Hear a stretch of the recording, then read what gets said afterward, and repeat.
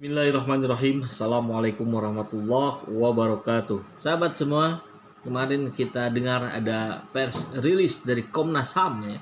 Dan pada intinya dari apa yang sudah diuraikan oleh pihak Komnas HAM tersebut, intinya kita dapatkan informasi bahwa proses penyelidikan masih berlangsung, belum selesai. Termasuk uji balistik yang memang akan segera dilakukan dan berharap di pekan ini semuanya mendapatkan hasil yang progresif. Ya, mudah-mudahan kita harapkan itu semua bisa tercapai karena ini menjadi sorotan semua orang, bukan hanya di Indonesia tapi juga di media-media internasional.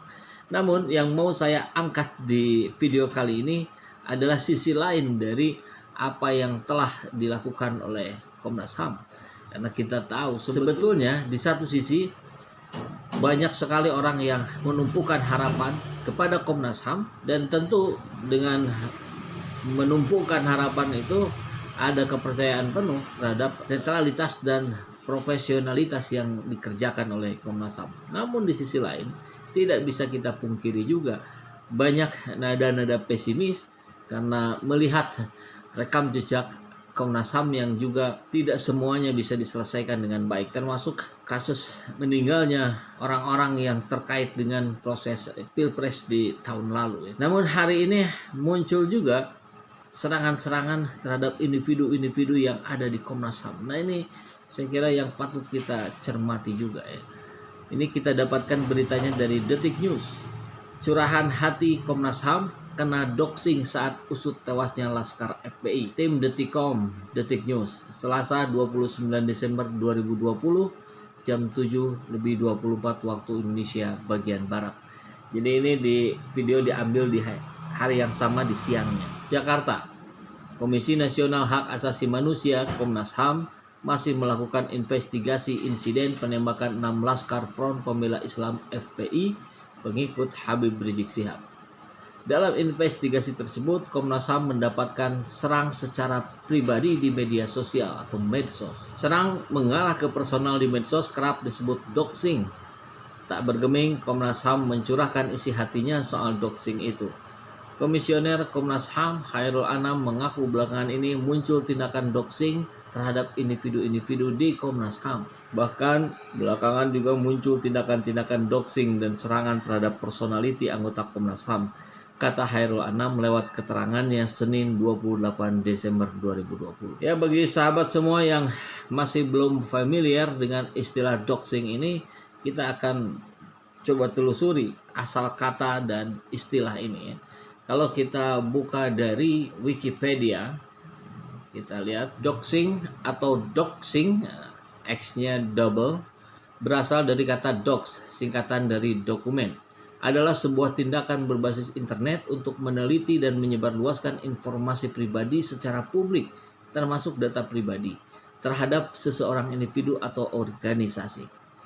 Metode ini digunakan untuk memperoleh informasi, mencari basis data yang tersedia untuk umum dan situs sosial media seperti Facebook, meretas, dan rekayasa sosial. Tindakan ini erat terkait dengan vigilantisme internet dan hacktivism. Doxing dapat dilakukan karena beberapa alasan, termasuk menimbulkan bahaya, pelecehan, penghinaan dunia maya, pungutan liar, paksaan, analisis bisnis, analisis resiko, membantu penegakan hukum, atau vigilant versi keadilan.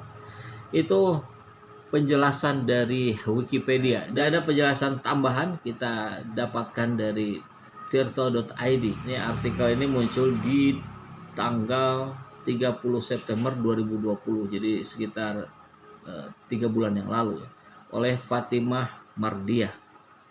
Nah, saya cuplik sebagian saja bahwa hampir semua doxing dilakukan untuk motif negatif. Beberapa pihak melakukannya untuk mengintimidasi dan membungkam pihak yang ditarget. Nah, ini saya kira memang tentu menjadi sangat rawan ya posisi para individu yang ada di Komnas HAM, karena tentu ini menyangkut kepentingan orang banyak dan barangkali terutama sekali akan membuat cemas dan khawatir orang-orang yang ada di pucuk pimpinan kekuasaan. Tentu dalam hal ini adalah aparat penegak hukum. Hal tersebut dilakukan untuk membuktikan suatu poin atau untuk mendiskreditkan pekerjaan seseorang.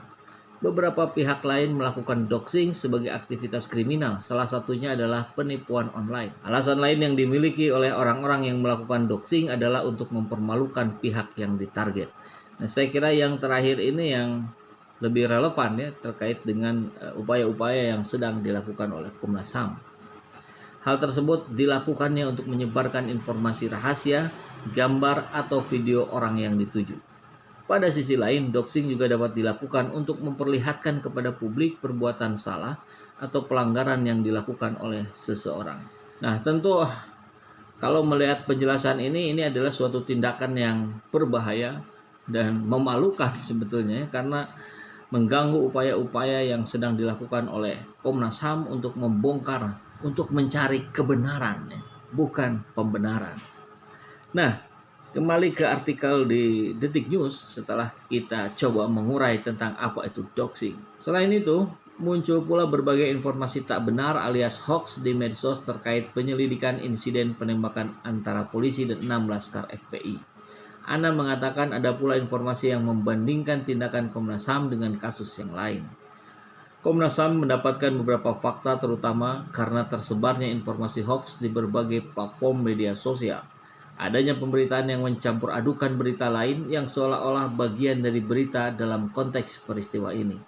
Muncul juga informasi yang membandingkan tindakan Komnas HAM dengan kasus yang lain, padahal kasus yang lain juga ditangani oleh Komnas HAM secara transparan, ujarnya. Dan penjelasan lebih lanjut dari Komnas HAM adalah sesungguhnya Komnas HAM hingga kini belum menyelesaikan penyelidikan insiden penembakan 6 anggota Laskar FPI. Namun, arus informasi yang menyerang Komnas HAM baik secara institusi dan personal begitu deras. Nah, jadi kami mengharapkan masyarakat supaya berhati-hati dengan hoax seperti ini. Karena sampai hari ini Komnas HAM masih dalam proses terus menguji semua keterangan dan bukti ini. Sehingga kami betul-betul nanti bisa menyampaikan apakah peristiwa ini akan seperti apa bentuk realnya itu. Ini bukti-buktinya. Komnas HAM meminta cara-cara dengan menyerang personal dan institusi seperti itu dihentikan. Hal tersebut agar masyarakat tak linglung dalam melihat rangka besar penyelesaian investigasi penembakan Laskar FPI dengan aparat kepolisian. Bahkan belakangan mulai semacam menyerang personal ya Komnas HAM yang disampaikan melalui media-media sosial. Saya pikir ini perlu dihentikanlah yang begini-begini supaya masyarakat tidak bertambah bingung dengan persoalan seperti ini, imbuhnya. Ya, dan ke bawahnya adalah penjelasan tentang kronologis peristiwa yang seperti sudah banyak kita berkali-kali dengar di berbagai media sosial.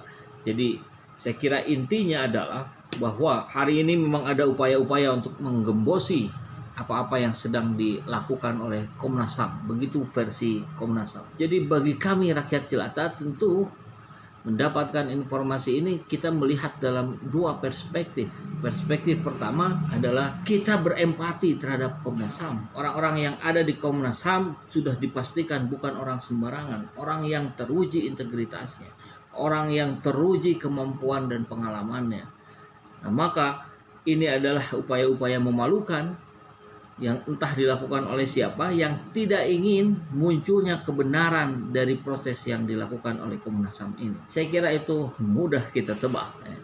Pihak mana yang tidak ingin munculnya kebenaran dari peristiwa ini? Ya tentu orang-orang yang tidak ingin Indonesia damai, orang-orang yang ingin selalu Indonesia kisruh di antara sesama umatnya, orang-orang yang selalu memicu persoalan, yang memicu perbedaan di antara sesama umat Islam, sedangkan dengan umat-umat yang non-Islam justru disama-samakan.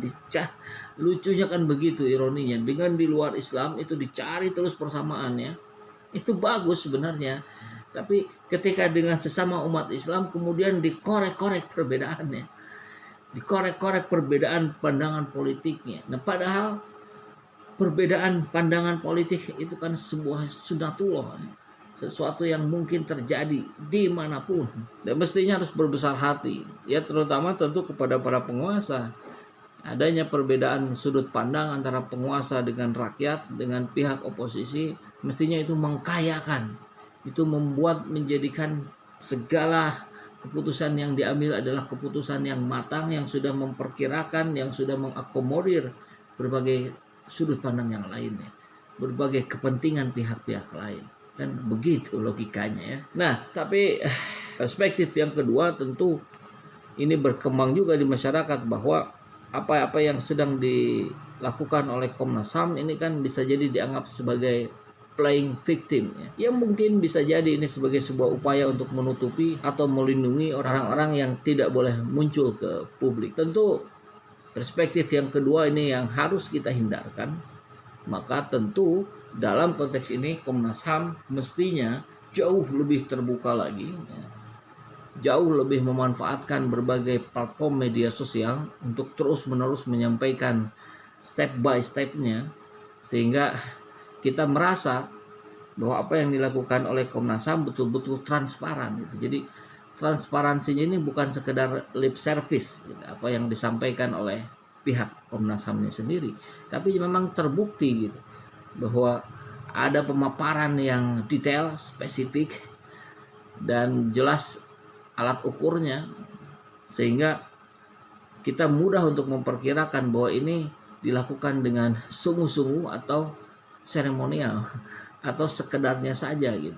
Nah tentu rakyat jelata inginnya sih perspektif yang pertama ya, bahwa Komnas HAM adalah garda terdepan untuk menyelesaikan pelanggaran-pelanggaran HAM yang ada di Indonesia dan dipercaya oleh rakyat. Namun saya kira itu membutuhkan pembuktian dari Komnas HAM-nya sendiri ya. Jadi kami tentu menunggu langkah-langkah progresif lainnya dari Komnas HAM sehingga kepercayaan kami rakyat terhadap Komnas HAM menjadi tinggi, menjadi betul apa yang dikatakan oleh Mahfud MD bahwa tidak perlu dibentuk tim gabungan pencari fakta, cukup dengan Komnas HAM karena itu sesuai dengan undang-undang yang telah dibuat. Tapi kalau tidak begitu, ya maka kepercayaan rakyat terhadap Komnas HAM akan menurun sejalan dengan menurunnya kepercayaan rakyat terhadap penguasa hari ini. Mudah-mudahan itu tidak berlangsung lama. 2021 kita semua makin bisa menyamakan frame kita dalam membangun demokrasi di Indonesia ini, membangun Indonesia menjadi semakin kuat dalam kesehatannya, dalam kesejahteraan ekonominya, dan dalam semua aspeknya. Insya Allah.